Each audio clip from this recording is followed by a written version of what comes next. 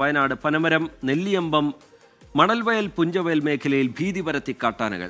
തോട്ടത്തിൽ തമ്പടിച്ച കാട്ടാനകളെ ഏറെ നേരത്തെ പരിശ്രമത്തിനൊടുവിൽ വനംവകുപ്പ് ഉദ്യോഗസ്ഥർ ജനവാസ കേന്ദ്രത്തിൽ നിന്ന് ഒഴിപ്പിച്ചു. റിപ്പോർട്ട് കാണാം, ദൃശ്യങ്ങൾ. ഏതാനും ദിവസങ്ങളായി പുഞ്ചവയൽ, മണൽവയൽ, നെല്ലിയമ്പം മേഖലയിൽ കാട്ടാനകളുടെ ശല്യമുണ്ട്. ഇന്ന് 3 കാട്ടാനകളാണ് വലിയ രീതിയിൽ നാട്ടിൽ പ്രതിസന്ധി സൃഷ്ടിച്ചത്. കഴിഞ്ഞ ഒരാഴ്ചയായി നെല്ലിയമ്പം മേഖലയിൽ കാട്ടാനകളുടെ സ്ഥിരം സാന്നിധ്യമുണ്ട്. ഇന്നലെ 5 ആനകളായിരുന്നു ഉണ്ടായിരുന്നത്. 2 എണ്ണം കാട് കയറിപ്പോയി. 3 കാട്ടാനകൾ തോട്ടത്തിൽ നിലയുറപ്പിച്ചു. ഇന്ന് രാവിലെ തുടങ്ങിയ ഓപ്പറേഷനാണ്, ഇപ്പോഴാണ് പൂർണ്ണമായും സക്സസ് ആയത്. തിരിച്ചു വരാതിരിക്കാനുള്ള ശ്രമങ്ങൾ നമ്മൾ നടത്തും. പക്ഷേ ആനകൾ ഇനിയും തിരിച്ചു വന്നേക്കാം. അപ്പം പിന്നെയും ഇതേപോലുള്ള ഓപ്പറേഷനുകൾ നടത്തേണ്ടതായി വന്നേക്കാം. ഫോറസ്റ്റും അതുപോലെ തന്നെ വലിയ തോട്ടങ്ങളും ഒരേമാതിരി കിടക്കുകയാണ്. ഈ സീസൺ സമയം ഈ മഴക്കാലമായി കഴിഞ്ഞാൽ ആനന്റെ ശല്യം ഇന്നോ ഇന്നലെയോ തുടങ്ങിയതല്ല, വർഷങ്ങൾക്ക് മുമ്പ് പഴക്കമുള്ളതാണ്. ഫെൻസിങ് സംവിധാനങ്ങളൊക്കെ കുറേ പോയി കിടക്കുകയാണ്.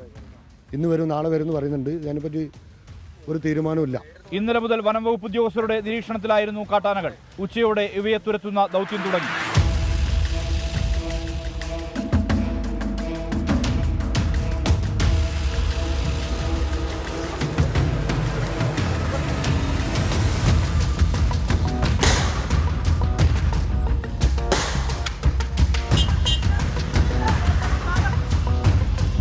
ചെതലയം റേഞ്ച് ഓഫീസർ രാജീവ് മുതൽ ഫോറസ്റ്റ് വാച്ചർമാർ വരെയുള്ളവരുടെ കഠിന പ്രയത്നം. തോട്ടത്തിൽ നിന്ന് വയലിലൂടെ പടക്കം പൊട്ടിച്ച് ആനകളെ ഓടിച്ചു. ഇതിനുശേഷം 2 ആനകൾ കാട്ടിലേക്ക് കയറിപ്പോയി. ഒരാന മറ്റൊരു തോട്ടത്തിൽ നിലയുറപ്പിച്ചു. ഏറെ നേരത്തെ ശ്രമത്തിനൊടുവിലാണ് ശേഷിക്കുന്ന കാട്ടാനയെ കൂടി തുരത്താൻ കഴിഞ്ഞത്. താൽക്കാലിക ആശ്വാസം ജനങ്ങൾക്ക്, ഒപ്പം വനംവകുപ്പിനും. വനംവകുപ്പിന്റെ ഏറെ നേരത്തെ ശ്രമത്തിനൊടുവിൽ കാട്ടാനകളെ താൽക്കാലികമായെങ്കിലും ജനവാസ കേന്ദ്രത്തിൽ നിന്ന് മാറ്റാൻ വേണ്ടി കഴിഞ്ഞിട്ടുണ്ട്. ആനകൾ വീണ്ടും കാടിറങ്ങുമോ എന്നാണ് ഉയരുന്ന ആശങ്ക. സജിൽ ഗുരുവായൂരിനൊപ്പം സുർജിത് അയ്യപ്പത്ത്, 24 വയനാട്.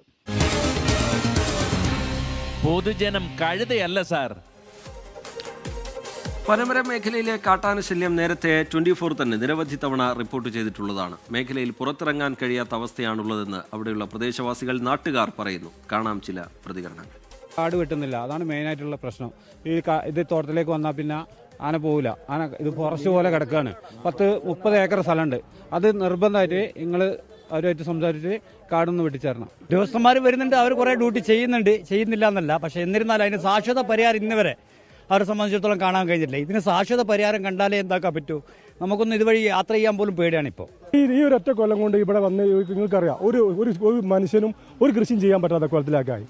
കാരണം ഇവിടുന്ന് ഒരു 3 കിലോമീറ്റർ അപ്പുറത്താണ് ഫോറസ്റ്റ് ഉള്ളത്. അവിടുന്ന് ആന ഈ നെല്ലിയമ്പം ഈ ജനവാസ പ്രദേശത്തേക്ക് ആന വരുന്നുണ്ടെങ്കിൽ അതിന്റെ ഉത്തരവാദിത്വം ഫോറസ്റ്റ് അധികാരിക്ക് തന്നെയാണ്. 6-6:30 ആകുമ്പോഴേക്ക് ആന പുഴയിലേക്ക് പോകും. ഞങ്ങളെല്ലാം അത്യാവശ്യം സാധനം മേടിക്കുന്ന ഒരു കടയുണ്ട്, അവിടേക്ക് പോലും പോകാൻ പറ്റാത്ത അവസ്ഥയാണ്. ഞങ്ങളൊക്കെ പേടിച്ച് വരച്ചാണ് ഇങ്ങോട്ട് ഓടി പോകുന്നത്. പേടിച്ചപ്പോൾ ഫോറസ്റ്റുകാരൊക്കെ ഉണ്ട്. അപ്പോൾ ഞങ്ങൾക്ക് തൊഴിലുറപ്പിന് പോയതാ. ഇനിയിപ്പോൾ നേരെ വേഗം വീട്ടിലേക്ക് പൊയ്ക്കോളാൻ പറഞ്ഞു.